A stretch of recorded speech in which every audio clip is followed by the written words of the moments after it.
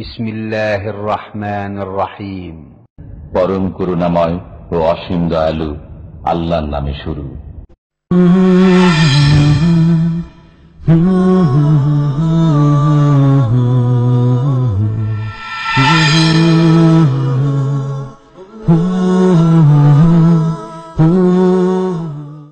ومن أحسن قولا ممن دعا إلى الله وعمل صالحا وقال إنني من المسلمين.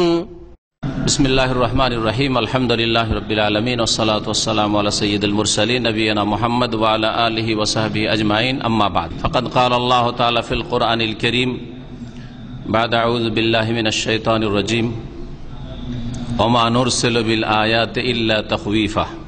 মহান আল্লাহর সমস্ত প্রশংসা যে আল্লাহ পাক রব্বুল আলামিন তার আসমান জমিনের মাঝে এই পৃথিবীতে বহু নিদর্শন রেখেছেন মানুষের জন্য, যেগুলির মাধ্যমে আল্লাহ রব্বুল আলামিনকে চেনা যেতে পারে, তার একত্ব জানা যেতে পারে, তার অস্তিত্বের সত্যতা অনুধাবন করা যেতে পারে।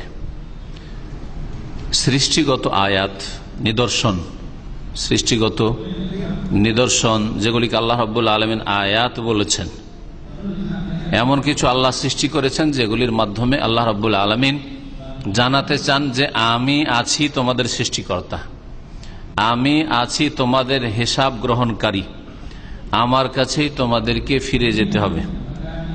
সুতরাং তোমরা প্রস্তুতি নিয়ে আসো, আমার প্রতি বিশ্বাস করো, আমার আদেশ নিষেধ মেনে চলো, আমার নাজিলকৃত বিধান আসমানি সিলেবাস অনুযায়ী জীবনযাপন করো। যদি তা না করো তাহলে আমার কাছে এসে আযাবে তোমাদের পকড়াও হবে। আল্লাহ রাব্বুল আলামিনের সৃষ্টিগত আয়াত, নিদর্শনগুলি মানুষের মাথা থেকে পা পর্যন্ত শরীরেও আছে, আবার দিগন্তেও আছে, ডানে বামে যেদিকে তাকাবেন সব জায়গায় আছে, বহু নিদর্শন রয়েছে। আল্লাহ রাব্বুল আলামিন যখন কোনো একটা অসাধারণ অবস্থা সৃষ্টি করেন সেটাও আল্লাহর নিদর্শন। সাধারণ অবস্থা নরমাল চলে যাচ্ছে, নিরাপত্তার সাথে নিরাপদভাবে চলাফেরা করছেন, খাওয়া দাওয়া করছেন, ঘুমাচ্ছেন, কাজকর্ম সারছেন, ইবাদত বন্দেগী করছেন, এটা হচ্ছে সাধারণ অবস্থা। অসাধারণ অবস্থা উদাহরণস্বরূপ ভূমিকম্প। এই ভূমিকম্প আল্লাহ রাব্বুল আলামিনের সৃষ্টিগত নিদর্শন। এর মাধ্যমে আল্লাহ রাব্বুল আলামিন মানব জাতিকে সতর্ক সাবধান করতে চান, ভয় দেখাতে চান, রিমাইন্ড করাতে চান, স্মরণ করিয়ে দিতে চান যে আমি আছি, তোমাদের যে কোনো সময় পাকড়াও করতে পারবো দুনিয়াতেও। মহান আল্লাহ কোরআনে কারীমে ইরশাদ করছেন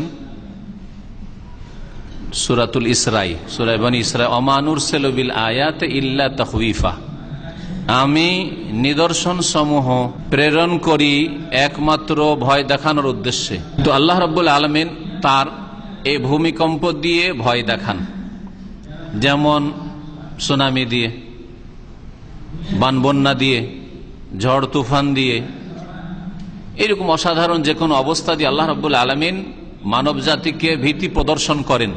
ইল্লা তাখওয়িফা, উদ্দেশ্য হচ্ছে ভয় দেখানো, সতর্ক সাবধান করা, যাতে করে তারা ভয় করে যে কেউ আমাদের খোঁজ খবর লেনেওয়ালা আছেন, আমাদের জীবন কারো হাতে আছে, আমাদের উত্থান পতনের মালিক কেউ আছেন, তিনি আল্লাহ রাব্বুল আলামিন, এ কথা জানিয়ে দেওয়ার জন্য। ভূমিকম্প আল্লাহ রাব্বুল আলামিনের আযাব। আর আল্লাহ রাব্বুল আলামিন যে কোনো আযাব আসে যখন আল্লাহর জমিনে পাপ শুরু হয়, আল্লাহর জমিনে যখন পাপ শুরু হয়। আর এখন এমন কোন পাপ নেই যেই পাপ মানুষ করে না, এমন কোন অপরাধ নেই যেই অপরাধে মানুষ জড়িত না। এমনকি মুসলিমরা এমন কোন গুনাহে পাপে জড়িত নয় যে সব গুনাহ কাফেরদের ঘরে হয়, সমস্ত গুনাহতে শরীক। আমাদের আশেপাশে যে ভূমিকম্প হচ্ছে এতে থেকে আমাদেরকে শিক্ষা নিতে হবে। এই দিকটা এর বেশি আর না বললে, ভূমিকম্প হলে করবেন কি আপনি? ভূমিকম্প হলে আপনার করণীয় নিজের ইমানকে নবায়ন করা, ইমানকে আপনি রিনুয়াল করুন, ইমানকে সুন্দর করুন। ইমানে মরিচা লেগে গেছে, জং লেগে গেছে, ইমানের নবায়ন করুন, আপনি তাজদীদে ইমান করুন। এর সাথে সাথে আপনার কর্ম ভালো করুন, ভালো কাজ করুন, মন্দ কাজ পাপাচারকে আপনি পরিত্যাগ করুন। এটা হচ্ছে প্রথম কাজ। আর আপনি যে ইমান নবায়ন করবেন, ভালো কাজ করবেন, সেটা আল্লাহর ভয়ের ভিত্তিতে, তাকওয়ার ভিত্তিতে হইতে হবে। আল্লাহকে ভয় করে, সমাজের ভয়ে নয়, শাসকের ভয়ে নয়, আল্লাহ রাব্বুল আলামিনের এই যে ধমক শুধু ভূমিকম্পের ভয়ে নয়। ভূমিকম্প আল্লাহর সৃষ্টি। তাহলে কেউ যদি শুধু ভূমিকম্প থেকে বাঁচার জন্য সৎকর্মশীল হয়, নামাজের দিকে ফিরে আসে, তাহলে কি শিরিক করলো না সে? ভূমিকম্প যিনি করিয়েছেন তাকে ভয় করতে হবে, ভূমিকম্প করে। তিনি স্রষ্টা, আর ভূমিকম্প সৃষ্টি মখলুক। সুতরাং এই পয়েন্টটি যেন মনে থাকে যে আল্লাহর আযাব গজব যেমন আমাদের বাড়িতে না আসে, আমাদের দেশে না আসে, আমার ছেলে মেয়ে দেশে আছে, আল্লাহ না করে নেপালের মতো অবস্থা হয়।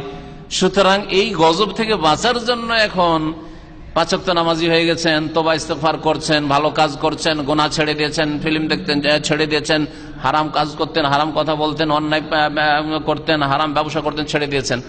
তাহলে তো আপনি আল্লাহর ভয় রাখেন না, আপনি সুখের জীবন চান, সেই জন্য আপনি অনিষ্ট থেকে বাঁচতে চান, সেই জন্য। এটা সত্যিকার অর্থে আল্লাহর ভয় হলো না, যাকে তাকওয়া বলা হয়। তাকওয়া মানে আল্লাহর আযাবকে ভয় করেন, আল্লাহকে ভয় করা। এটা হচ্ছে 1 নম্বরে আল্লাহর ভয়, যে আল্লাহ রাব্বুল আলামিন ধরবেন, এখন না ধরলেও কাল কিয়ামতে ধরবেন। কারণ যেই ব্যক্তি এই ভূমিকম্পকে ভয় করে, সে নগদ আযাবকে ভয় করে। তাহলে বোঝা গেল যে যদি তার জীবনে কোন রকমের দুর্দিন না আসে, বালা মুসিবত না আসে, তাহলে সংশোধন করবে না, কিয়ামতের দিনে ফাঁসবে, মওতের পরে ফাঁসবে। এই জন্য এই 3টি কথা বললাম: ঈমান, নেক আমল, তাকওয়া। আল্লাহ রাব্বুল আলামিন কোরআনে একটি আয়াতে ইরশাদ করেছেন, ওয়ালাউ আন্নাহুম আমানু ওয়াত্তাকাউ ওয়ালাউ আন্না আহলাল কুরা আমানু ওয়াত্তাকাউ লাফাতাহনা আলাইহিম বারাকাতিম মিনাস সামাই ওয়াল আরদ। তারা যদি ঈমান নিয়ে আসতো, যারা কাফের অমুসলিম, তাদেরকে আহ্বান করব যে আল্লাহর গজব নেমে এসেছে, আল্লাহর জমিনে ভূমিকম্প, তোমরা ঈমান নিয়ে আসো, ইসলাম গ্রহণ করো। আসলিম তাসলাম, নবী করিম সাল্লাল্লাহু আলাইহি ওয়াসাল্লামের চিঠির প্রথম লাইন। ইসলাম গ্রহণ করো, নিরাপদ হয়ে যাবে দুনিয়া আখিরাতে। এই ভূমিকম্প থেকে নিরাপত্তা মিলবে, আল্লাহর আযাব থেকে, আসমানি জমিনি আযাব থেকে নিরাপত্তা মিলবে, তাসলাম, সহি সালামত থাকবে।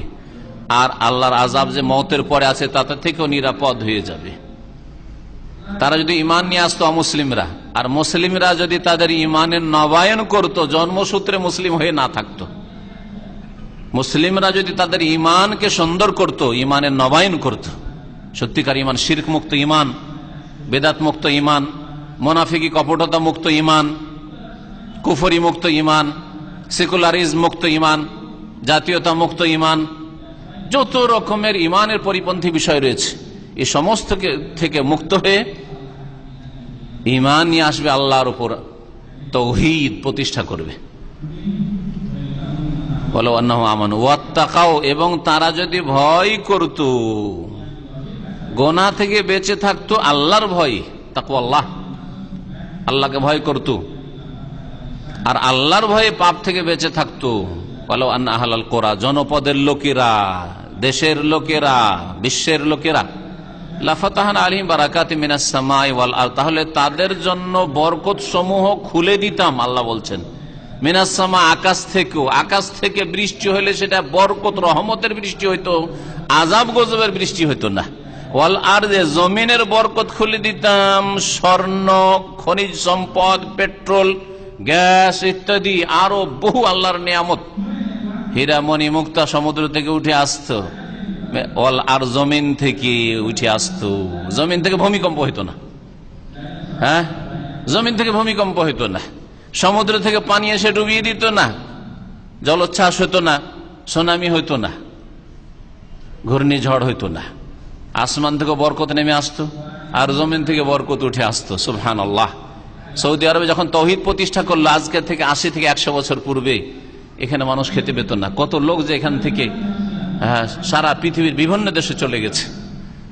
সেই যুগে 100 বছর আগে বা 200 বছর আগে আরো অভাব ছিল ওই সময়গুলিতে। তারা স্বপ্ন দেখতে পারেনি যে কখনো সুখ আসতে পারে। তো ওই সময়গুলিতে তারা হিজরত করে কেউ ভারতে গেছে, কেউ বা বাংলাদেশে গেছে, আর কেউ বোখারায় গেছে, কেউ তুর্কিস্তানে গেছে, কি কোথায় যে চলে গেছে, সুবহানাল্লাহ, কোথায় চলে গেছে সে আরবরা। আর আজকে সারা পৃথিবীর লোক ছুটে আসছে এখানে। প্রাকৃতিক যে ভালো দৃশ্য আছে, যে গাছপালা বন জঙ্গল দেখতে ভালো লাগে, তাও না। এর চাইতে অনেক সুন্দর দেশ আমাদের বাড়ির আশেপাশে আছে, সুন্দর জমিন, সুন্দর গাছপালা আছে। তারপরে কেন ছুটে এসছি এত রোদে, এত তাপে? পেট্রোল না থাকলে আসতেন, পয়সা না থাকলে আসতেন, রিজিক না থাকলে আসতেন না থাকতেন? কখনো থাকতেন না। পয়সা, বাড়িতে পয়সা আছে, মাঝে মধ্যে এসে মক্কা মদিনার জিয়ারত করে যেতেন। কিন্তু কেন ছুটে আসছেন? ইমানের নবায়ন করেছে, কবর মাজার মুক্ত দেশ তৈরি করেছে। আলহামদুলিল্লাহ, সৌদি আরবে একটিও মাজার নেই। বাদশারও কবর সাধারণ একটা গরিবের কবরের মতো।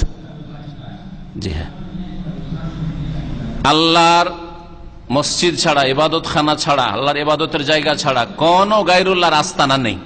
না খানকা আছে, না দরবার আছে, না দরগা আছে, না দুর্গা আছে, কিচ্ছু নেই। ইমানের নবায়ন যখন তারা করেছে, শেখুল ইসলাম আহমদ আব্দুল্লাহ রহমতুল্লাহ আলের দাওয়াতের বরকতে আর আল্লাহর রহমতে যখন এই দাওয়াত শুরু হলো, আর আলহামদুলিল্লাহ এখান থেকে শিরকের মূলোৎপাটন করা হইল, উৎখাত করা হইল। না হলে এখানেও ওই রকমই কবর মাজার পূজা শুরু হয়ে গেছিল সারা পৃথিবীর অন্যান্য এলাকার মতো। আল্লাহ রাব্বুল আলামিন বরকতের দরজা খুলে দিলেন, জমিন আসমানের বরকতের দরজা খুলে দিয়েছেন। আর গুনাহ থেকে বাঁচতে হবে, নেক আমল করতে হবে। নেক আমল তখনই নেক আমল হবে যখন রাসূলুল্লাহ সাল্লাল্লাহু আলাইহি ওয়াসাল্লামের তরিকায় আল্লাহর জন্য হবে। দুটি শর্ত মনে রাখেন। একটা কাজকে ভালো আমল কখন বলবেন? যখন সেই কাজটি আল্লাহর জন্য করা হবে আর রাসূলুল্লাহ সাল্লাল্লাহু আলাইহি ওয়াসাল্লামের তরিকা অনুযায়ী করা হবে। আল্লাহ রাব্বুল আলামিন কোরআনে কারীমে একটা আয়াতে ইরশাদ করেছেন, ওয়া আতিউল্লাহ ওয়া রাসূলাহু লাআল্লাকুম তুরহামুন। তোমরা আল্লাহকে মানো, আল্লাহর জন্য ইবাদতবন্দি করা, কাজ করবে আল্লাহর সন্তুষ্টির জন্য। ওয়া রাসূল, রাসূলের আনুগত্য করো, রাসূলের তরিকাই করো।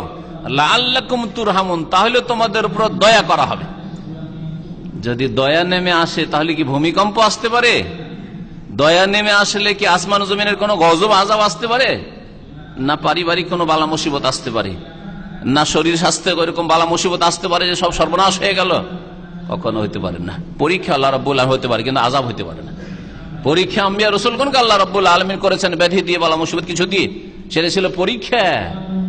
পরীক্ষা হচ্ছে কাঁচা ইটকে জ্বালানোর মতো। কাঁচা ইটকে যত জ্বালাবেন তত মজবুত হবে, তত মজবুত হবে।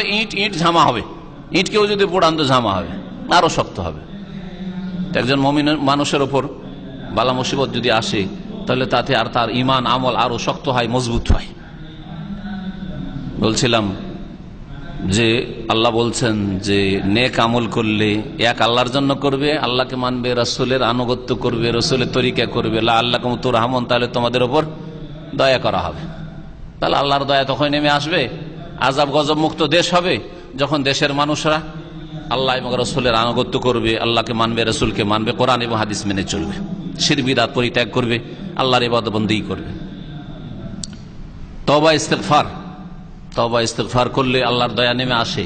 সুতরাং এই সময় যখন ভূমিকম্প হচ্ছে আর আমাদের বাড়িগুলিতে টের পাচ্ছে, পাই নাকি? আবার হয়েছে, আবার টের পেয়েছে, খবর পেয়েছেন 2-3 দিন আগের কথা। তাহলে এই ঘন ঘন যে ভূমিকম্প কিয়ামতের আলামত, আল্লাহর গজব, আল্লাহর সতর্কবাণী যে শুরু হয়েছে, এই ক্ষেত্রে বলবো তওবা ইস্তেগফার করুন, ফিরে আসুন আল্লাহর দিকে, মসজিদের দিকে ফিরে আসুন, দ্বীন ইসলাম শিখার দিকে ফিরে আসুন, আমল করার দিকে ফিরে আসুন, আল্লাহর আনুগত্যের দিকে ফিরে আসুন। আর আল্লাহর কাছে অতীতের জন্য ক্ষমা চান, ইস্তেগফার করেন। সামুদ সম্প্রদায়ের আজকে তাফসীরে আলোচনায় ছিল সামুদ সম্প্রদায়ের ঘটনা। অন্য আয়াতে অন্য জায়গায় সামুদ সম্প্রদায় সম্পর্কে বলতে গিয়ে বলছেন সালেহ আলাইহিস সালামের ভাষায়, লাউলা তাস্তাগফিরুনাল্লাহ লাআল্লাকুম তুরহামুন, তোমরা আল্লাহর কাছে ক্ষমা কেন চাইছো না? যদি ক্ষমা চাইতে তাহলে তোমাদের উপর রহম করা হইতো, দয়া করা হইতো। আল্লাহর কাছে যদি ক্ষমা চান, তওবা ইস্তেগফার করেন, তাহলে আল্লাহ রাব্বুল আলামিনের রহমত নেমে আসবে। ভূমিকম্পের সময় আল্লাহ রাব্বুল আলামিনকে বেশি বেশি ডাকবেন, কায় মনে ডাকবেন, একাগ্রচিত্ত ডাকবেন, কাঁদবেন রাতের অন্ধকারে। আপনি এখানে আরামে শুয়ে আছেন আর আপনার বিবি, আপনার ছেলে মেয়েরা ভূমিকম্পের ঝুঁকিতে আছে, আল্লাহর গজব ওখানে, সেই গজব এখানেও আসতে পারে, যে কোনো সময় আসতে পারে, কিন্তু চোখের সামনে দেখতে পাচ্ছেন যে বারবার করে ভূমিকম্প আসছে আর আপনি নাকে তেল দিয়ে ঘুমাচ্ছেন। রাতের অন্ধকারে আধা ঘন্টা 1 ঘন্টার জন্য উঠে সেজদায় কান্না করবেন, আপনি আল্লাহর সামনে হাত উঠিয়ে দোয়া করবেন, এই তৌফিক হচ্ছে না? বেশি না পারেন 2 রাকাত করে নামাজ পড়বেন, এই তৌফিক হচ্ছে না? লাউলা তাস্তাগফিরুন আল্লাহ লাআল্লাকুম তুরহামুন, আল্লাহর কাছে তওবা ইস্তেগফার করুন। নূহ আলাইহিস সালামের ঘটনা বলতে গিয়ে সূরা নূহ আল্লাহ বলেন ইস্তাগফিরু রাব্বাকুম ইন্নাহু কানা গাফফারা ইউরসিলিস সামা আলাইকুম মিদরারা ওয়া ইমদাদকুম বিআমওয়ালিন ওয়া বানিন ওয়া জাআল লাকুম জান্নাতিন ওয়া জাআল লাকুম আনহারা। আল্লাহ রাব্বুল আলামিন অনেক দুনিয়ার ফায়দার কথা বলে, দুনিয়ার বেনিফিট। যদি ইস্তেগফার করেন, তওবা করেন, তাহলে দুনিয়ার বেশ কিছু বেনিফিট, ফায়দার কথা, উপকারিতার কথা আল্লাহ রাব্বুল উল্লেখ করেছেন, এইখানে উল্লেখ করেছেন। আর অন্যান্য সূরাতে রয়েছে ইউমাত্তিউকুম মাতান হাসানা, ইস্তেগফার আর তওবা যদি করো তাহলে তোমাদেরকে উত্তম ভোগের সামগ্রী দিবেন। ভূমিকম্প ভোগের সামগ্রী, হ্যাঁ, না অশান্তি, আযাবের, গজবের সামগ্রী।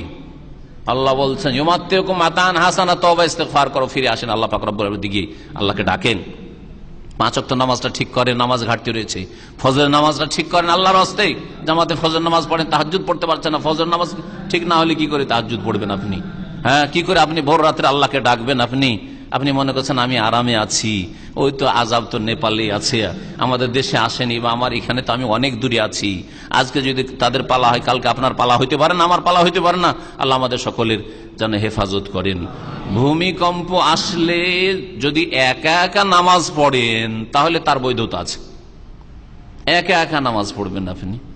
যখনই বালা মুসিবত, যেমন নবী করিম সাল্লাল্লাহু আলাইহি সাল্লামের যে কোনো সময় কোনো ঝুঁকি দেখলে, ইজা হাযাবাহু আমরুন ফাজা ইলা সালাতে, নবী করিম সাল্লাল্লাহু আলাইহি সাল্লামের সামনে কোনো জটিলতা আসলে, কোনো সমস্যার সম্মুখীন হলে ফাজা ইলা সালাতে, নামাজের দিকে ঝাঁপিয়ে আসতেন। এই জন্য এই সুন্নতি আমলগুলি করবেন। আপনি একটা কাজের জন্য আপনি অফিসে যাচ্ছেন, কাজটা আজকে হাসিল করতে হবে, 2 রাকাত নামাজ পড়ে বেরোন। আপনার ছুটিটার জন্য দরখাস্ত দিতে যা 2 রাকাত নামাজ পড়ে বেরোন। এই ছোট ছোট সমস্যাগুলিতে যদি 2 রাকাত নামাজ পড়ে, উযু করে 2 রাকাত নামাজ পড়ে বেরিয়ে যান। আপনি একটা এর জন্য, মেডিকেলের জন্য ফিট আনফিটের ব্যাপার স্যাপার আছে, সেই জন্য যাচ্ছেন, অথবা বিদেশে যাবো কি যাবো না সেই জন্য যেতে চিন্তা করছেন, ইস্তেখারা করেন, আল্লাহর কাছে কল্যাণ কামনা করেন। তো নামাজের বৈধতা যে কোনো জটিলতার ক্ষেত্রে বা সমস্যার ক্ষেত্রে, নামাজ একাকি পড়বেন আপনি আপনার বাড়িতে, বা মসজিদে আছেন, মসজিদেই পড়ছেন আর আল্লাহ পাকের কাছে দোয়া করছেন। শুনতে পাচ্ছেন যে ভূমিকম্প শুরু হয়ে গেছে বা ভূমিকম্প হচ্ছে, তাহলে আল্লাহ রাব্বুল আলামিনের কাছে ফরজ সুন্নাত নামাজ ছাড়া আপনি নফল নামাজ পড়ে, বালা মুসিবতের সময় ঝড় তুফান আকাশে দেখছেন, ওইরকম মেঘলা আকাশ অথবা বন্যা আসছে, যে কোনো বালা মুসিবত হোক না কেন, দুর্যোগ হোক না কেন, দুশ্মন হামলা করে আসছে, দুশ্মনের ঝুঁকি সামনে দেখতে পাচ্ছেন, এইরকম ক্ষেত্রগুলিতে একা একা নামাজ পড়ে আল্লাহর কাছে দোয়া করা ঠিক আছে। কিন্তু কিছু লোকেরা যে বলে থাকেন যে, যেমন সূর্যগ্রহণের নামাজ রয়েছে, চন্দ্রগ্রহণের নামাজ রয়েছে, জামাত করে, ওই রকমই ভূমিকম্প হলে সূর্য চন্দ্রগ্রহণের নামাজ না, এটা বিদআত, এটা ঠিক নয়। ইমাম শাফি রাহমাতুল্লাহ আলাইহি তার প্রখ্যাত বিখ্যাত কিতাব আল ইমাম শাফির যে কিতাব রয়েছে তাতে তিনি বলেছেন যে, আমি এই রকম জামাত করে নামাজ পড়ার কোন বালা মুসিবত, ভূমিকম্পতে হোক অথবা আকাশের বিদ্যুতের গর্জন তর্জনে হোক অথবা ঘূর্ণিঝড়ে হোক, এইরকমই বন্যাই হোক, কোন এইরকম বিপদ আপদের ক্ষেত্রে জামাত করে নামাজ পড়ার নির্দেশ দিচ্ছি না। এটা ইমাম শাফি বলছেন। আর তার আগে রাসূলুল্লাহ সাল্লাল্লাহু আলাইহি ওয়াসাল্লাম থেকে, সাহাবায়ে কেরাম থেকে, তাবেঈন থেকে, তাবা তাবেঈন, কারো থেকে এইরকম বিপদ আপদে, ভূমিকম্প হলে বা বালা মুসিবত আসলে জামাত করে নামাজ পড়বেন না। সূর্যগ্রহণ চন্দ্রগ্রহণে শুধু যেহেতু প্রমাণিত তাতেই সীমিত রাখতে হবে। সুতরাং প্রচার মাধ্যমে কেউ যদি এরকম কথা প্রচার করে যে জামাত করে নামাজ পড়েন, তো এগুলো বিদআতি কথা এবং এগুলো ঠিক নয়। সুতরাং এসব ফতোয়া থেকে বেঁচে থাকবেন। আর একা একা আপনি আল্লাহ রাব্বুল আলামিনকে ডাকেন, সেটা নফল নামাজের মাধ্যমেই ডাকেন অথবা এমনি দোয়া করেই ডাকেন। আল্লাহ রাব্বুল আলামিন সংশোধন করে ফিরে আসার যেন তৌফিক দান করেন। সুবহান রাব্বিকা রাব্বিল ইজ্জাতি আম্মা ইয়াসিফুন ওয়া সালামুন আলাল মুরসালিন ওয়ালহামদুলিল্লাহি রাব্বিল আলামিন। ইন্টারনেটে আজকাল শুনছি যে প্রধান মুফতি সৌদি আরব ফতোয়া দিয়েছে যে খিদা লাগলে স্ত্রীর গোশত খাওয়া যাবে। এটা গুমরাহি কথা। এটা প্রধান মুফতি কেন, আদনা মুফতিও বলবে না। মুফতি আজম, বড় মুফতি তো দূরের কথা, গ্র্যান্ড মুফতি, আদনা নিম্ন শ্রেণীর মুফতিও বলবেন ও মুফতি ও জাহেল কখনো বলবেন। এবং তিনি নিজে এর খণ্ডন করেছেন। তার খণ্ডনটাও আজকাল প্রচার মাধ্যমে আছে, যারা শুনতে চান শুনে নিতে পারবেন। এসব ইসলামের এ হাওয়াই কিসি দুশ্মন নে উড়াই হোগি, একটা কবিতা আছে উর্দুতে। দুশ্মনরা কত কি গুজব রটাচ্ছে, আর আশ্চর্য হয়ে যাবে যে কি যে গুজব রটায় বিদাতিরা আর ইসলামের শত্রুরা, আর আমাদের বিরুদ্ধে সহি আকীদার আলেম ওলামাদের বিরুদ্ধে কত রকমের গুজব রটায়, কত রকমের গুজব রটায়। মরে যাওয়ার পর্যন্ত গুজব রটায়, মরে গেছে, ধরে নিয়েছে, এই হয়েছে সে হয়েছে, বের করে দিয়েছে, কত রকমের গুজব রটায়। এগুলো হচ্ছে দুশ্মনদের কাজ। আল্লাহ যেন দুশ্মনকে না হাসায়। আল্লাহুম্মা লা তুসমিত বিনাল আদা ওয়ালাল হাসিদিন। আল্লাহ দুশ্মনের হাসাহাসি থেকে আর হিংসুকদের হাসাহাসি থেকে আল্লাহ আমাদের হেফাজত করেন। ফজরের নামাজটা সময়ে পড়তে পারি না, বাকি চার ওয়াক্ত নামাজ সময়ে পড়ি। আর এই ফজর নামাজটা অধিকাংশ সময় সকাল 7টার সময় পড়ি। এরকম কবুল হবে না, এরকম নামাজ কবুল হবে না। মহান আল্লাহ কোরআনে কারীমে ইরশাদ করেছে, ইন্না সালাতা কানাত আলাল মুমিনিনা কিতাবাম মাওকুতা। নিঃসন্দেহে সালাত নামাজ মুমিনদের উপর ফরজ করা হয়েছে নির্ধারিত সময়ে। হ্যাঁ, মওকুতান মানে মুআক্কাতান, ওয়াক্ত নির্ধারিত করা হয়েছে, সময় নির্ধারিত করা হয়েছে। সুতরাং আল্লাহ রাব্বুল আলামিন যেই দিন নামাজ ফরজ করেছে মেরাজে, ওই দিনের সকালবেলায় ফজর পরে জিবরাইল এসেছেন, 2 দিন থেকেছেন। হ্যাঁ, 48 ঘন্টা থেকেছেন নবী সাল্লাল্লাহু আলাইহি ওয়াসাল্লামের সাথে। আর প্রথম দিন আউয়াল ওয়াক্ত পড়িয়ে দিয়েছেন, দ্বিতীয় দিন শেষ ওয়াক্ত পড়িয়ে দেব। আল ওয়াক্তু মা বাইনা হাযাইনে, নামাজের সময় হচ্ছে এর মাঝখান, এর মাঝে পড়তে হবে। জোহরের নামাজের সময় ধরেন 12:15টায় যে শুরু হচ্ছে, এই 12:15টা থেকে নিয়ে আসরের সময় আসা পর্যন্ত এর মাঝে আপনাকে শেষ করতে হবে। আসর নামাজের টাইম যদি শুরু হয় ধরেন 3টা 5 শুরু হচ্ছে, 3টে থেকে শুরু করে 3:15 থেকে শুরু করে আপনি 6টা 6:15 একেবারে নিরুপায় ছিলেন, ঘুম ভাঙেনি বা হয়তো যে কোনো গুনাহগার হইলেও আপনার ওয়াক্ত হচ্ছে সূর্য ডুবার আগ পর্যন্ত। কিন্তু আপনি মাগরিব পর নামাজ পড়বেন, এইভাবে নামাজ আল্লাহ রাব্বুল আলামিন কবুল করবেন না। কারণ এটা আল্লাহর ইবাদত করা হলো না, আনুগত্য করা হলো না, আপনার কুপ্রবৃত্তির আনুগত্য করা হইল, আপনার মনের পূজা করা হইল। আর মনের পূজারীর জন্য আল্লাহ জান্নাত তৈরি করেনি, আল্লাহর ইবাদতকারীদের জন্য। এইভাবে নামাজ কবুল হয় না। আমি বলবো যে আপনি ফজর নামাজ পড়তে পারেন, আমি আলহামদুলিল্লাহ কি করে পারি। আর আমার অনেক ভাইরা এখানে আছেন, আমি যাদেরকে চিনি শুধু নামাজ ফজর নামাজ পড়ে না, তারা তাহাজ্জুদ কি করে পড়তে পারেন, অথচ আপনার চাইতে দুর্বল, দাড়ি সাদা হয়ে গেছে, কমজোর, তাদের প্রেশার আছে, সুগারও আছে আমি জানি, তবে তারা কি করে ফজর জামাতে পড়তে পারে। আর শুধু ফজরই না, তাহাজ্জুদও পড়তে পারে আলহামদুলিল্লাহ। তো এটা হচ্ছে সংকল্পের বিষয়। আমাদের ফ্লাইট ছুটে না, আমাদের সফরে কোনোদিন কোনো ব্যাঘাত ঘটে না। রাত 3টা 2টায় যদি মালিকের অর্ডার হয় যে এখন রাত 2টাতে তোকে বের হইতে হবে, আর সকাল 7টায় গিয়ে জয়েন করতে হবে রিয়াজে, অবশ্যই যাবে, বোঝা গেছে, 3টা পয়সার জন্য। কিন্তু মহাপুরস্কার আপনার আসলে তো ওটা উদ্দেশ্য না। জান্নাত যে আপনার কাম্য, এটা আপনি প্রমাণ করতে চান না। জাতিতে শুধু মুসলমান, কাজে কর্মে আপনি মুসলমান না, যার ফলে অবস্থা নামাজ এইভাবে কবুল হবে না। সুতরাং মেহনত করেন। আপনি পার্সোনাল আমার কথা শুনবেন, আমার 3টা 4টা অ্যালার্ম লাগানো থাকে, 3টা 4টা অ্যালার্ম লাগানো থাকে। একটা না, একটা মিস করতে পারে, বিশেষ করে এসির দিন। আজকাল এমনি দিনে তো অত অসুবিধা হয় না, কিন্তু এসি তো অনেক শোনা যায় না এইসব আওয়াজে, যার ফলে একটা ফেল করলো। আর একটা আছে 3টে 4টে লাগানো আছে, জি হ্যাঁ। আর হাতের নাগালে রাখি না, বন্ধ করে দেবো জানতে পারবেন, হাতের নাগালে মোটি রাখি না। না আমার হাতের নাগালে থাকে না আমার পরিবার হাতে দূরে থাকে, যাতে উঠে বসে দাঁড়িয়ে বন্ধ করতে হয়।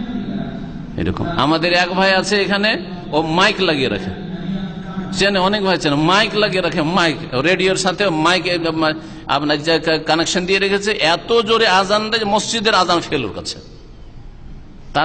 কারণ ওর ঘুম এত গভীর ঘুম, গাঢ় ঘুম, আশ্চর্য। একদিন আমি আর শেখ কাজী জাহেদ ওর বাসায়, আর আমি শুনতে চাইলাম যে শুনেছি এরকম, দেখি মাইকের সাউন্ডে আওয়াজ লাগানো আছে, দেখি সুবহানাল্লাহ, আমরা তো ঘাবড়ে উঠবো এইরকম। কিন্তু তারপরে ওর নাকি ঘুম সহজে ভাঙে না, যার ফলে এরকম লাগানো আছে। চাহিদা আছে যে উঠবো, কিছু খরচ করেছে তার জন্য। জি হ্যাঁ, তো আল্লাহ রাব্বুল আলামিন হেদায়েত দান করেন আমাদের সকলকে। 5 ওয়াক্ত নামাজ যে হেফাজত করতে পারেনি, বাকিগুলো হেফাজত করতে পারবে। তার দ্বারা অন্য অপরাধ হওয়াটা স্বাভাবিক, সে হারাম খাবে স্বাভাবিক, সে মিথ্যা কথা বলবে স্বাভাবিক, হ্যাঁ ব্লু ফিল্ম দেখবে স্বাভাবিক। যেই ব্যক্তি 5 ওয়াক্ত নামাজ পড়তে পারে না, সে রোজা ছাড়বে, হতে পারে ছাড়তে পারে, যাকাত নাও দিতে পারে, জি হ্যাঁ, হজ নাও করতে পারে 5 বছর 7 বছর ফরজ হওয়ার পরে, চলে যেতে পারে সৌদি আরব থেকে, হজ করলো না। যে নামাজ ঠিক করে নিয়েছে বাকিগুলো ঠিক করতে পারে, যে নামাজ ঠিক করতে পারে তার দ্বারা অন্য কিছু ঠিক করা সম্ভব নয়। ভালো করে শুনে রাখেন, এটা অভিজ্ঞতার কথা বলছি, এটা বাস্তব দেখে বলছি আর জেনে বলছি। এক লোক বলছে যে ওর মা শিখিয়েছে যে বাম চোখ লাফালে বিপদ হয়, আর তার জীবনে এরকম একদিন হয়েছে বাম চোখ লাফিয়েছে, তারপরে মোবাইল চুরি হয়েছে। আমি বলবো যে শয়তান তার আকীদা খারাপ করেছে। এগুলি টোটকা, টোটকা হচ্ছে শিরক, টোটকা হচ্ছে শিরক, এগুলিকে শিরক। যেগুলি কারণ নয় অথচ কারণ বলে বর্ণনা করছেন, চিকিৎসার হোক অথবা কোনো স্বার্থ হাসিলের হোক, কোনো কাজ এই ফলাফলের হোক, রেজাল্টের হোক, কারণ নয় অথচ মনে হচ্ছে এটা এটার কারণে এটা হয়, এটার কারণে এটা হয়। হ্যাঁ, তো এইরকম যারা বলবে এগুলোকে শিরক বলা হয়েছে, এগুলোকে বলা হয়েছে কি শিরক। নবী করিম সাল্লাল্লাহু আলাইহি ওয়াসাল্লাম হাদিসে এগুলোকে শিরক বলা হয়েছে। শুধু টোটকা জাতীয় যত কিছু রয়েছে এইরকম, যদি টিক টিক ঠিক টিক টিক করে তার মানে হ্যাঁ কথা ঠিক, হাত থেকে যদি থালা পড়ে যায় তাহলে মেহমান আসবে ইত্যাদি, এগুলি সবগুলি শিরকি কথা, এগুলি সবগুলি শিরকি কথা।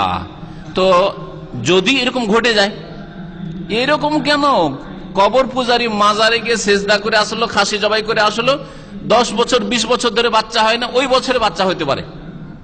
আল্লাহ তাকে পরীক্ষা ফেলেছে যে তুই কোরআন এবং হাদিসে যে ইসলাম পাঠিয়েছিস সেই ইসলাম মানবি না, তুই বাস্তবে মানতে চাস ইসলাম, যেটা কি পাচ্ছি বাস্তবে শিরক করবি, তো ওই পথেই তোকে চালিয়ে দেব। নুয়াল্লিহে মা তাওয়াল্লা, আল্লাহ বলছেন যেদিকে যাবি ওইদিকে ফিরিয়ে দেবো। কোরআনে কারীমের কথা। আল্লাহ রাব্বুল আলামিন ওয়া মা ইউশাকিকির রাসূল মিন বাদি মা তাবায়্যানা লাহুল হুদা, হেদায়েত স্পষ্ট কোরআন হাদিসে, তারপর যে রসুলের বিরোধিতা করেন। রসুলকে এই দিন দিয়েছেন যে হাত থেকে থালা পড়লে মেহমান আসবে, হঠাৎ করে মেহমান চলে এসছে, এক্ষুনি আপনার নাম নিয়েছিলাম আর চলে এসছে না, ওরে অনেক দিন বাঁচবেন, আপনি অনেক দিন বাঁচবেন। নবী বলেছেন এগুলো কথা। রসুলের যে নাফরমানি করবে মিন বাদি মা তাবায়্যানা লাহুল হুদা, হেদায়েত স্পষ্ট হওয়ার পরে, কোরআন হাদিসে এগুলো কথা নেই, তারপরে কোরআন হাদিসে একটা আছে তারপর নিচ্ছে না, কোরআন হাদিসে নেই ওটাকে নিচ্ছে। আব্দুল কাদের জিলানীর নাম যদি বিনা উজুতে নেওয়া যায় তা কয়টা, আড়াইটা পশম পড়ে যাবে। নবীর নাম নিলে একটাও পড়বে না, আল্লাহর নাম বিনা উজুতে নিলে একটাও পড়বে না। নবীর নাম বিনা উজুতে নেওয়া যায়, আল্লাহর জিকির বিনা উজুতে করা যায় এই বিদাতীদের কাছে, হ্যাঁ এই শিরককারীদের কাছে, কিন্তু জিলানীর নাম যদি বিনা উজুতে নেওয়া যায় তা আড়াইটা পশম পড়ে যায়।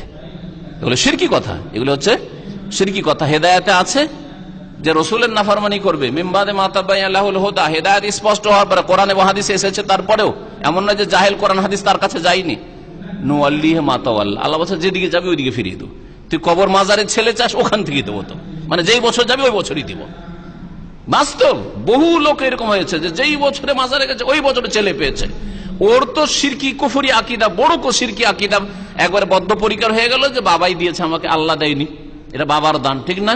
কিন্তু আল্লাহ তাকে জাহান্নামে ইন্ধন বানাইতে চায়, যে তুই হেদায়েত থেকে আলো নিবি না, যে আমার গাইড নিবি না, তুই হ্যাঁ অন্য কোথাও থেকে ধর্ম নিবি, তো ঠিক আছে, যেদিকে ফিরিয়ে ওইদিকে ফিরিয়ে দেবো। নুসলিহি জাহান্নাম, আর জাহান্নামে তাকে দাখিল করবো। ওয়াসাআত মাসীরা। রাস্তায় চলার সময় যদি অপর মহিলা, বেগানা মহিলা, গায়ের মাহরাম, মানে যাদের সাথে বিবাহ হারাম নয়, বিবাহ হালাল, এখনই হালাল অথবা এখন হালাল না হইলো অন্য সময়, যেমন বিবাহিতা মহিলাকে বিবাহ করা হালাল নয়, কিন্তু ওর স্বামী তালাক দিয়ে দিলে হালাল। চাচিকে, মামিকে, এগুলো বুঝে না আমাদের দেশের লোকেরা, তাই না? চাচাতো বোন, খালাতো বোন, হ্যাঁ, কিন্তু এগুলোকে সব যে কোনো সময় বিয়ে করতে পারেন, কিন্তু চাচি মামি আছে, বা আপনার শালিকে বিয়ে করতে পারেন না, কিন্তু আপনার স্ত্রী মারা গেলে বিয়ে করতে পারেন, ঠিক কিনা? তারপরে স্ত্রীর ফুফুকে, খালাকে বিয়ে করতে পারেন না, কিন্তু স্ত্রী মারা গেলে বা স্ত্রী তাকে তালাক দিলে বিয়ে করতে পারেন। তাই এদের মাহারাম আপনি নন। যাদের সাথে স্থায়ীভাবে বিবাহ হারাম তাদের মাহারাম হচ্ছে পুরুষ, আর যাদের সাথে বিবাহ হালাল, এখনই হালাল অথবা কোনো সময় হালাল হয়ে যাবে, যে কোনো সময়, বাধাটা দূর হয়ে গেলে এসব মহিলাদের সাথে নির্জনতা অবলম্বন করা জায়েজ নয়, তাদেরকে নিয়ে সফর করা জায়েজ নয়, ইত্যাদি ইত্যাদি, এইসব যেসব বিষয় রয়েছে যেগুলি ফিতনার কারণ। আর জিজ্ঞাসা হচ্ছে যে এইরকম বেগানা যারা মহিলা, আজনবী মহিলা, তাদের সালাম নেওয়া বা দেওয়া জায়েজ কিনা? সালাম জায়েজ হবে শর্ত সাপেক্ষ। শর্ত হচ্ছে যে ফিতনার আশঙ্কা না থাকে। সালাম দিতে গিয়ে ফিতনা যদি না থাকে, যেমন চাচিকে, মামিকে সালাম দিলে ফিতনা নেই হয়তো সাধারণত। শালিক আপনাকে সালাম দিচ্ছে, ভাবি সালাম দিচ্ছে, বা ভাবিকে আপনি সালাম আলাইকুম ভাবি কেমন আছেন, এতটুকু ঠিক আছে। কিন্তু সালাম দেওয়া যদি আপনার অবৈধ পথের একটা চোরা রাস্তা খুলতে চান, যে সালামের মাধ্যমে এর সাথে শুরু করলাম, তাহলে হারাম, শুরু থেকেই হারাম। এই জন্য বললাম যেখানে ফিতনার আশঙ্কা নেই, আপনি আকৃষ্ট হবেন না আর সেও আপনি আকৃষ্ট হবে না, দুইজনে কিন্তু ফিতনা মুক্ত হইতে হবে। হয়তো আপনি মাশাআল্লাহ বিবাহিত মানুষ, কিন্তু আপনি আকৃষ্ট হবেন না, কিন্তু মহিলা দেখছে যে না এর ভালো লাগে, ও ফিতনায় লিপ্ত হইতে পারে, তাহলে না, তাহলে সালাম দেওয়া দেয় না। অথবা মহিলা মাশাআল্লাহ পর্দা নাসেন, বোরকা পরা, ও আকৃষ্ট আপনার দিকে হবে না, আল্লাহকে ভয় করে, কিন্তু আপনার ফিতনার ভয় আছে, শুনেছেন না মহিলা সুন্দর, হ্যাঁ, বা মেয়েটি সুন্দর, সুতরাং আপনার অসৎ নিয়ত হইতে পারে, আর তারপর ইমান কমজোর আপনার, তো এইরকম ক্ষেত্রে সালাম নয়। নেক লোক, সৎ লোক, ভালো মানুষ, আল্লাহকে ভয় করেন, আর কেউ সালাম দিচ্ছে, রাস্তায় সালাম দিচ্ছে ওয়ালাইকুম আসসালাম, অথবা কেউ বা আপনি সালাম দিতে পারেন, যদি সালাম দিলে ওখানে না, অনেক সময় সালাম দিয়ে আপনি অপরাধী হবেন, কেন তুমি সালাম দিলে, অপরাধ হইতে পারে অনেক সময়। কিন্তু মহিলা যদি সালাম দেয় তো ওয়ালাইকুম আসসালাম বলেন, ওয়ালাইকুম আসসালাম বলবেন, কেটে পড়েন, ওয়ালাইকুম আসসালাম মানে তার খবর খাইরিয়াত নেওয়া শুরু করবেন, কেমন আছেন, ভালো আছেন, ছেলে মেয়ে কেমন আছে, ভাই কোথায় আছে, ভাই কখন ডিউটি করে, নওজুবিল্লাহ। তো উদ্দেশ্যটি কি?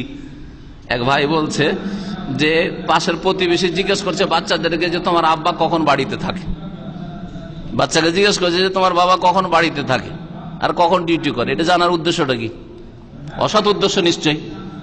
আর কখন ওর স্বামী থাকে আর কখন থাকে না মহিলার, তাহলে এগুলি ফিতনা। তো সবসময় ফিতনা থেকে বাঁচতে হবে। ফাত্তাকুদ দুনিয়া ওয়াত্তাকু নিসা, তোমরা দুনিয়ার ফিতনা থেকে বাঁচো আর মহিলা নারী জাতির ফিতনা থেকে বাঁচো। আরেকটি কথা এখানে বলি যে মহিলাদের আওয়াজ আওরত না, ঢেকে রাখার বস্তু না, অর্থাৎ প্রয়োজনে মহিলার আওয়াজ শোনা যেতে পারে, টেলিফোনে শুনছেন অথবা আসসালামু আলাইকুম, এখানে আছে সংসারের জন্য অনেক মহিলারা একটু দিনদার মহিলা, আর সালাম দিব কেমন, এটা আইব হয়ে যাবে, এটা মূর্খামি। কারণ মহিলাদের আওয়াজ যদি পর্দা ঢেকে রাখার বস্তু হইতো, শরীর ঢেকে রাখার বস্তু, আওরাত আলমারা তো আওরা, কিন্তু তার আওয়াজটা ঢেকে রাখার বস্তু না। মহিলাদের আওয়াজটা যদি ঢেকে রাখার বস্তু হইতো, তাহলে আল্লাহ সূরা আহজাব বলতেন না যে ওয়াইদা সাআলতুমুহুন্না মাতাআন ফাসআলুহুন্না মিন ওয়ারাই হিজাব, যখন মহিলাদের কাছ থেকে কিছু চাইতে হবে, এটা জিনিস চাইতে হবে বাড়ির ভিতর থেকে, চাকর নকরকে, অথবা আপনাকে কোনো কিছু চাইতে হবে, অপর মানুষ আপনি, তাহলে ফাসআলুহুন্না মিন ওয়ারাই হিজাব, পর্দার আড়াল থেকে চেয়ে নাও। আর নবী সাল্লাল্লাহু আলাইহি ওয়াসাল্লামের জামানা থেকে মহিলারা কেনা বেচা করত, দোকানপাটে মহিলা হয়তো কিনতে আসছে আর আপনি পুরুষ বিক্রি করছেন, আপনি সেলসম্যান, অথবা আপনি কিনতে গেছেন, মহিলা ফুটপাতে বিক্রি করছে, অনেক সময় দেখা যায় না, তো মহিলা বিক্রি করছে, তো কথা বলতে হবে না, হবে না, কত কত মূল্য, প্রয়োজনের কথাগুলি বলবেন, কিন্তু কিনা বেচার নাম দিয়ে যদি ওইখানে অন্য ব্যবসা শুরু করেন তাহলে হারাম, ফিতনা মুক্ত থাকতে হবে। এক কথায় মহিলাদের সাথে কথা বলা প্রয়োজনে জায়েজ, কথা ঢেকে রাখার বস্তু নয়। আকিকের গোস্ত দিয়ে আকিকা জবাই করলো, জবাই করার পরে কান ফোটার অনুষ্ঠান আবার কোথেকে আসলো? বিদাতি অনুষ্ঠান। কর্ণচ্ছেদন অনুষ্ঠানে নতুন শুনলাম, এতদিন শুনতাম যে খাতনা করা অনুষ্ঠান, এক বিদাতি এক দাওয়াত আমাদের দেশে আছে। আমাদের একজন শেখ খুব রসিকতা করে বলতেন, আরে খাতনা করা হচ্ছে সোনানুল ফিতরা, 10টা যে সোনানুল ফিতরা প্রাকৃতিক সুন্নত বা প্রাচীন সুন্নত, 10টার একটা হচ্ছে কি খাতনা করা, ঠিক কিনা, আর আরেকটা হচ্ছে মোচ কাটা, ঠিক কিনা, ঠিক না, আর একটা হচ্ছে নাভির নিচের লোম পরিষ্কার করা, পশম পরিষ্কার করা। তো নাভির নিচের লোম যেদিন পরিষ্কার করছেন ওই দিন দাওয়াত দেন, নকল করছি শেখের, অন্য শেখের কথা, এটা বোঝা গেছে? তো ওটাও তো সুন্নত, তো ওই সুন্নতের সময় কেন দাওয়াত হয় না? আর আপনার ছেলে খাতনার সময় ওই কেন দাওয়াত হবে?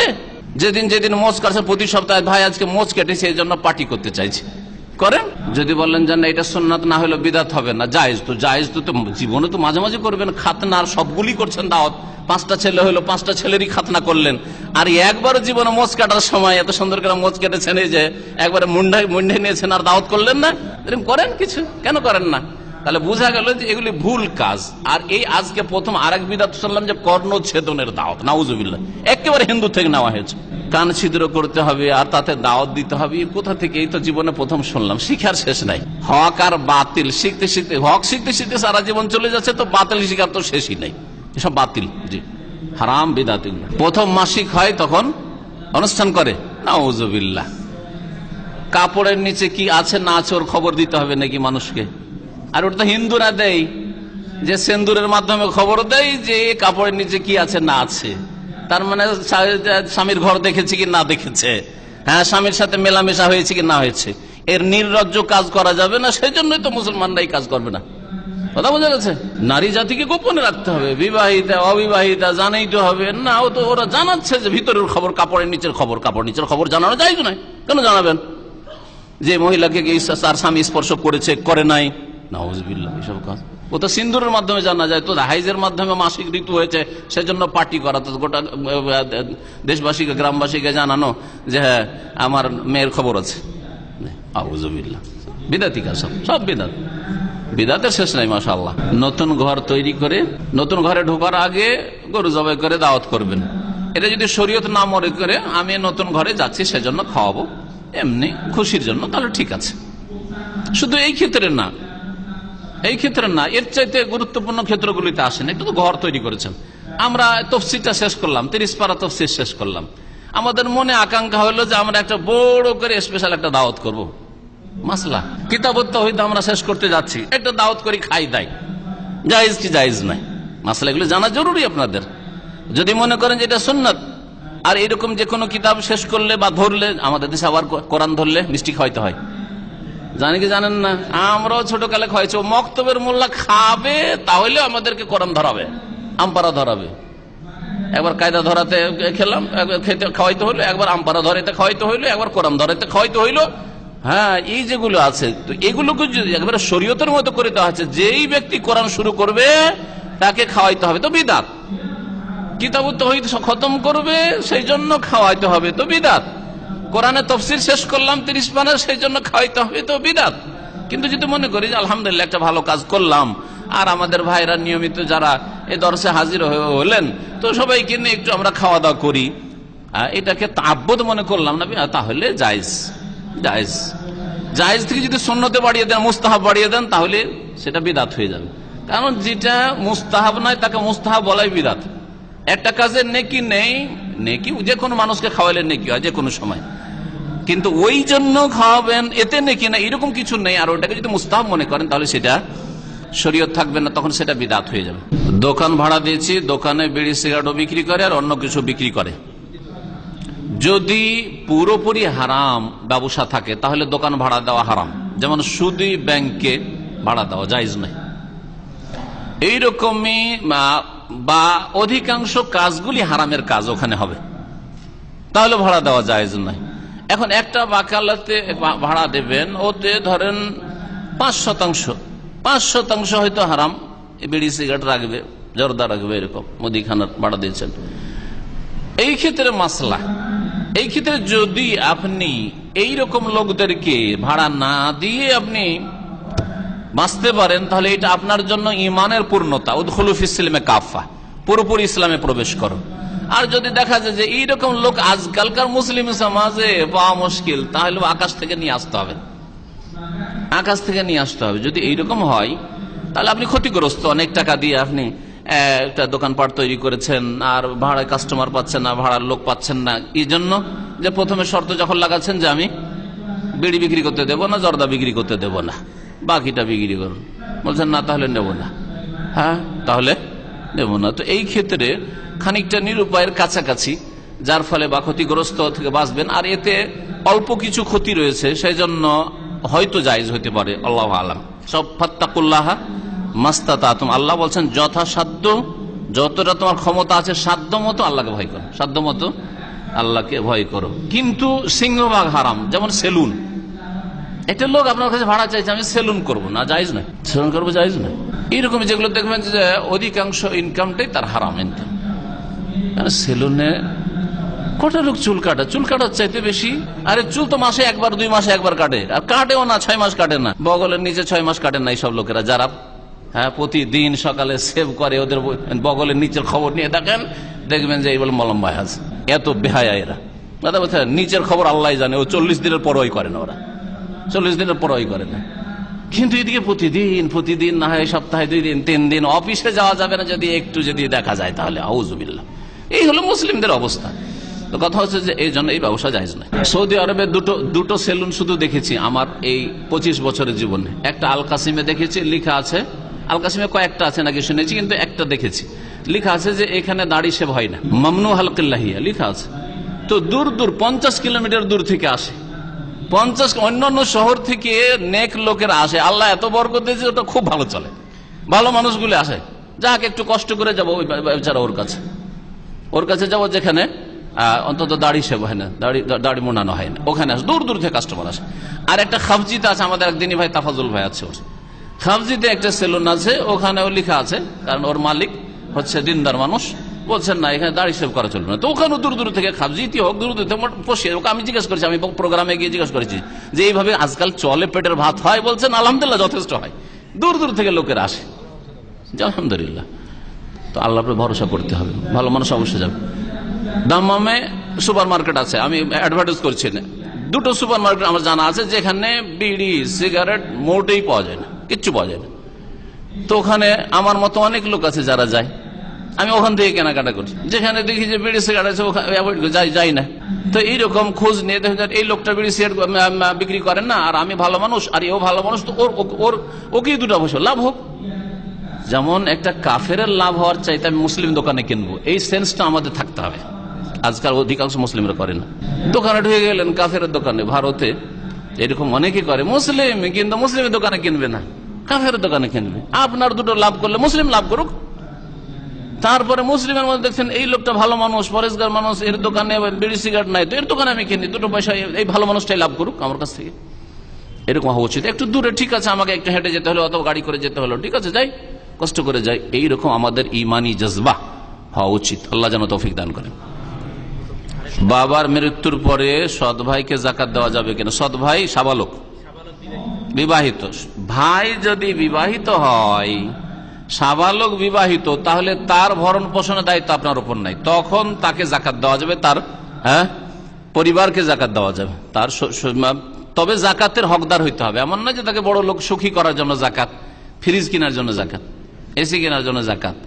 সে ও সরকারি মাদ্রাসায় বা গরিব মাদ্রাসাগুলিতে পড়াবে না। কোথায় পড়াবে? যেখানে 10,000 20,000 টাকা ফিস দিয়ে মান্থলি পড়াইতে হয়, সেখানে পড়াবে, আর আপনি তাকে জাকাত দিচ্ছেন, তো জায়েজ নয়। ওই ক্ষেত্রে জাকাত দিতে হবে খাওয়ার অভাব দূর করার জন্য, পোশাকের অভাব দূর করার জন্য, চিকিৎসার অভাব দূর করার জন্য, বাড়ি নেই, বাড়ি ভেঙে পড়েছে, এইসব অভাব দূর করার জন্য, এগুলোর জন্য জাকাত দিতে হবে। এই ক্ষেত্রে সাবালক ভাই বোনদেরকে জাকাত দেওয়া যাবে, বোন যদি স্বামীর ঘরে চলে গিয়ে থাকে। সঠিক মানহাজের লোকদের একজন আমির থাকা আবশ্যক। আমির হচ্ছে সরকার। মুসলিম দেশে মুসলিমের আমির হচ্ছে সরকার, আর এক দেশে দুই আমির হয় না। এক দেশে দুই আমির হয় না, দুই আমিরের আনুগত্য হয় না। এটি আমার কথা না, আল্লামা শেখ সালেহুল ফৌজান হাফিজাহুল্লাহ এই বিষয়টি আলোচনা করেছেন। এখন যদি বলে আমরা সহি আকীদার সালাফি লোক সৌদি আরবে, সুতরাং আমরা সরকার, মাশাআল্লাহ সরকার আছে, এখানে দিনের খেদমত করছে, তারপর আমরা একটা সংগঠন করে আমি নিজে আমির হয়ে বসে আছি, এটা জায়েজ না, এটা নাজায়েজ কাজ, এটা অবৈধ কাজ। এটা হচ্ছে মুসলিম ঐক্যকে বিনষ্ট করা, মুসলিম ঐক্যে ফাটল ধরানো, তো এইরকম জায়েজ নাই। যেখানে দিন ইসলামের খেদমত সরকার করছে না, হয়তো এইরকম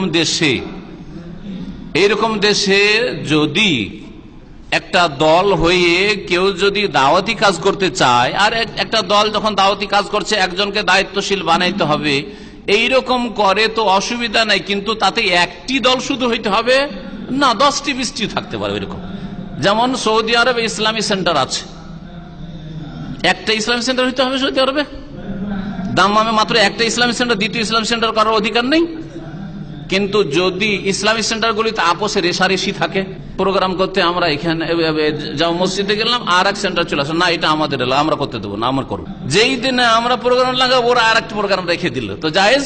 তাহলে ইসলামী সেন্টারও করা জায়েজ না এরকম ক্ষেত্রে। এইরকমই যদি ইসলামী সংগঠনগুলি দিনের খেদমতের উদ্দেশ্যে সংগঠন করে, ইসলামী সেন্টারের মতো, যাকে নাকি এই বিষয়টি উল্লেখ করেছেন, বলছেন যে এই যে সংগঠনগুলি এগুলি হচ্ছে আমার IRF এর মতো।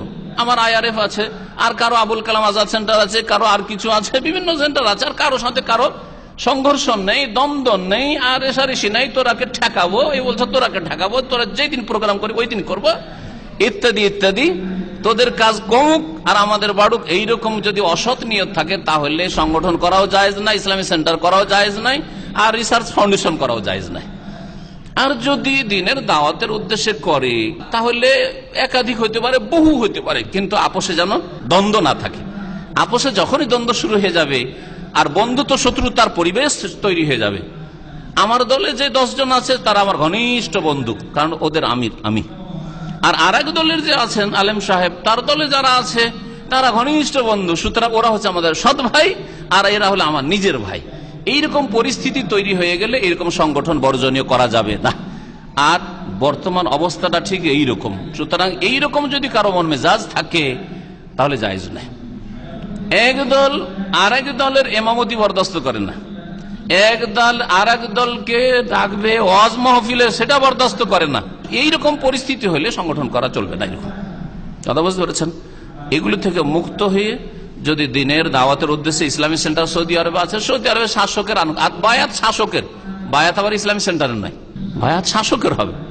আরে সরকার মালিক সালমান হাফেজাহুল্লাহর বায়াত হবে, কিন্তু এখানে বায়াত শুরু হলো, আমরা ইসলামী সেন্টারের বায়াত আমাদের ডাইরেক্টর শুরু করলো, এটা জায়েজ নাই, জায়েজ নাই। বায়াত এক দেশে 2 বায়াত হয় না, কথা বলছেন? তো যেই হাদিসগুলি রয়েছে ইমারত সম্পর্কে বা নেতৃত্ব সম্পর্কে, বায়াত সম্পর্কে, জামাত সম্পর্কে, সবগুলির অর্থ হচ্ছে সরকারি নেতৃত্ব। মুসলিম সরকার ইসলাম দিয়ে নেতৃত্ব দেবে আর তাদের সকল মুসলিম দেশের বিনা বিরোধিতায় আনুগত্য করবে। ওখানে বিরোধী পার্টি চলবে না। গণতন্ত্রের একটি বড় রোগ হচ্ছে বিরোধী পার্টি। গণতন্ত্রের এই জন্য শুরু থেকে শেষ পর্যন্ত সবটাই প্রায় বাদ, বিরোধী পার্টি বলে কিছু থাকে না। বলেন আবু বকর রাদিয়াল্লাহু তাআলার জামানায় বিরোধী পার্টি ছিল কেউ নাকি?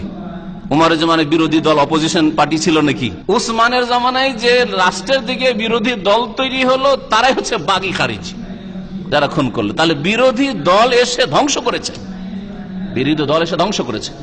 আলী রাদিয়াল্লাহু তাআলার বিরোধী দল হচ্ছে খারিজি, খারিজি তৈরি হলো দিয়ে তাকে শহীদ করলো, উসমানকে শহীদ করলো, তাহলে এরা ধ্বংস করেছে।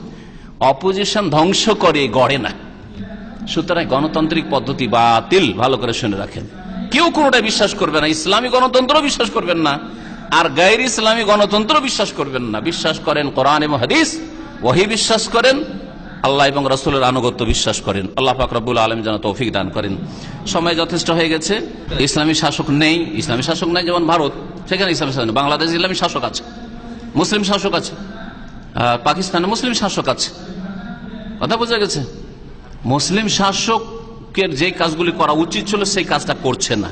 তখন আমরা করার জন্য ইসলামী সেন্টারের নামে আর রিসার্চ ফাউন্ডেশনের নামে আর দাওয়া সেন্টারের নামে, কালচারাল সেন্টারের নামে, অথবা জমিয়ত আহলে হাদিসের নামে, আহলে হাদিস আন্দোলনের নামে, যে কোনো নামে করুক, কিন্তু রেষারেষি আর আপোষে সংঘর্ষ আর আপোষে বৈরী ভাব আর শত্রুতা বিদ্বেষ এগুলি যদি থাকে তাহলে করা যাবে না। সহজ ভাষায় আমি উত্তর দিয়েছি, এটা যার বুঝার তারা বুঝে নেবে। এই অবস্থা যদি দূর রাখতে পারেন তাহলে ঠিক আছে, আর না হলে ওগুলো থেকে বেঁচে থাকে, এসব ফিতরা থেকে বেঁচে থাকে। যারা লোক লজ্জার ভয়ে লোককে, মানুষকে লজ্জা করে দাঁড়িয়ে রাখে না বা টাকনার উপরে কাপড় উঠায় না, তাদের সম্পর্কে কিছু বলবেন। আল্লাহ রাব্বুল আলামিন বলছেন যে, নবী সাল্লাল্লাহু আলাইহি ওয়াসাল্লাম হাদিসে রয়েছে এই কথাটি, যে আল্লাহকে বেশি লজ্জা করা ফরজ। আপনি আল্লাহকে লজ্জা করবেন না মানুষকে লজ্জা করবেন? মানুষকে যদি লজ্জা করেন তো মানুষের গোলামি করলেন আপনি। ওয়াল্লাহু আহাক্কু আন তাখশাহ, আল্লাহ বেশি হক রাখেন যে তাকে ভয় করবে তুমি আর তাকে লজ্জা করবে। ইস্তাগফুনা মিনান নাস ওয়া লা ইস্তাগফুনা মিনাল্লাহ, কোরআনের আরেকটি আয়াত। তারা মানুষকে লজ্জা করে, মানুষ থেকে গোপন থাকে, মানুষ যেন না জানে আমার দোষ ত্রুটি, মানুষ যেন ভালো বলে আমাকে। ওয়া লা ইস্তাগফুনা মিনাল্লাহ, আর আল্লাহ থেকে নিজের দোষ ত্রুটি গোপন করতে পারে না। আল্লাহকে ভয় করেন, আল্লাহকে লজ্জা করে না। আল্লাহকে লজ্জা করলে আপনি পাপ ছেড়ে দেবেন, পাপ করবেন না। তো এই সব ভাইদেরকে যারা মানুষের লজ্জায় দাড়ি রাখছেন না, মানুষের লজ্জায় টাকনার উপরে কাপড় উঠাচ্ছেন না, তাদের একটু চিন্তা করা উচিত। বিশেষ করে টাকনার 1 নম্বর শুরু করে টাকনার নিচে কাপড়, টাকনার নিচে কাপড় করে তো জাহান্নামে যায়। আপনি নামাজ রোজা কি কাজে করছেন? আপনি নামাজ রোজা করছেন জান্নাতে যাওয়ার জন্য, আর টাকনার নিচে কাপড় নিয়ে যাচ্ছেন জাহান্নামে যাওয়ার জন্য। তো যাবেন কোথায়? আপনার দিকটা কোথায়? একটা লোক একসাথে 2 দিকে তো যাই দেয়। যদি যান মক্কার দিকে, তার মানে এইদিকে বাহরাইন দূর হচ্ছে, আর যদি আপনি বাহরাইনের দিকে রাস্তা ধরেন তাহলে মক্কা দূর হচ্ছে। যাচ্ছেন কোন দিকে? আপনি জান্নাতে যেতে চান না জাহান্নামে যেতে চান? বুঝি না এইসব লোকেরা যাদের জীবনে এরকম বৈপরীত্য রয়েছে, জাহান্নামে যাওয়ারও কাজ করছেন, জান্নাতে যাওয়ার কাজ করছেন। দুনিয়া তো বালা মুসিবতে পড়ছেন আর আখিরাতে তো বালা মুসিবতে পড়বেন। আল্লাহ হিদায়াত দান করেন। 2 নম্বর দাড়িও ওয়াজিব। সুতরাং ওয়াজিব ছাড়লে গুনাহ হয়, এতে কোনো সন্দেহ নেই। আর সেটাও দুনিয়া আখিরাতে বিভিন্ন আযাবের কারণ মুসলিম সমাজ। সুতরাং দাড়ি এত হালকা বিষয় না যে দাড়ি আর টুপি মিশিয়ে দিবেন, বিদাতীদের কথা এটা। দাড়ি টুপি কোনো মূল্য তেমন রাখে না, এটা মুসলিমদের সাজ ভারত উপমহাদেশের। কিন্তু দাড়ি হচ্ছে ইসলামের ওয়াজিব ফরজ জিনিস, দাড়ি রাখা ওয়াজিব, দুটোতে অনেক পার্থক্য রয়েছে। দাড়ি টুপি ভাষাটি, পরিভাষাটি একসাথে মিলিয়ে বলা এটা বিদআতপন্থীদের কথা, কোরআন সুন্নাহর অনুসারী আলেমদের কথা নাই। দাড়ি টুপি সমান, টুপি থাক আর না থাক, নামাজে থাক আর নামাজের বাইরে থাক আর নাই থাক, কোনো যায় আসে না। সারা জীবন যদি মাথায় টুপি না দেন কোনো যায় আসে না, কিন্তু দাড়ি যদি না থাকে তো কি লজ্জা আল্লাহ পাক রব্বুল আলামিনের সাথে দেখা করবেন আপনি? কি লজ্জা ফেরেশতাদের সাথে দেখা করবেন? মুনকারনাকে যখন জিজ্ঞেস করবে তোমাকে তো চিনতে পারি না, তখন কি বলবেন আপনি? তোমাকে দেখে চিনতে পারেনি যে তুমি মুসলিম না মুসলিম, তোমাকে কি জিজ্ঞেস করবো? সুবহানাল্লাহ, একটু ভয় লাগে না? আল্লাহ পাক যেন আমাদের সকলকে হিদায়াত দান করেন এবং আল্লাহকে ভয় করার তৌফিক দান করেন। আল্লাহকে যেন লজ্জা করি আমরা, আল্লাহ রাব্বুল আলামিন যেন আখিরাতমুখী হওয়ার তৌফিক দান করেন। সূরা ফাতিহা যখন জোরে পড়া হবে তখন সূরা ফাতিহা শেষ হওয়ার পরে পড়ে নেন, এটা সতর্কতা। বিস্তারিত এর আগে বলেছি যে সামান্য কিছু ক্ষেত্রেই শুধু শোনেন, বাকি তো অধিকাংশ সময় শোনেন না। 17 রাকাতে 11 রাকাতই শোনেন না আপনি, জোহরে শোনেন না, আসরে শোনেন না, মাগরিবের তৃতীয় রাকাতে, এশার তৃতীয় চতুর্থতে শোনেন না, 11 রাকাতে শুনলেন না, পড়েন না কেন? হানাফি ভাইদেরকে বলছি, বোনদেরকে বলছি যে কমপক্ষে 11 রাকাত নামাজ ঠিক করেন, না হলে বাতিল যাবে সব নামাজ। আর তারপরে বলছি যে যেই নামাজগুলিতে জোরে পড়া হয় 6 রাকাত নামাজ 17-র মধ্যে, এই 6 রাকাত তো আবার আমাদের দেশে মাইকে নামাজ হয় না, তো দ্বিতীয় কাতারে থাকলে, একটু দূরে থাকলে তো কিছু শোনেন না, তখনও পড়েন, বোঝা গেছে? আর সামান্য শুধু যখন শুনছেন তখন কি করে কানে আওয়াজ সূরা ফাতিহার পৌঁছেছে, তখন অধিকাংশ ওলামারা বলছেন যে এই ক্ষেত্রে শুনে নেওয়াই আশা করি যথেষ্ট হবে, না পড়লেও চলে, পড়া হয়তো অজেব হবে না, এই ক্ষেত্রে নামাজ বাতিল হবে বলবো না।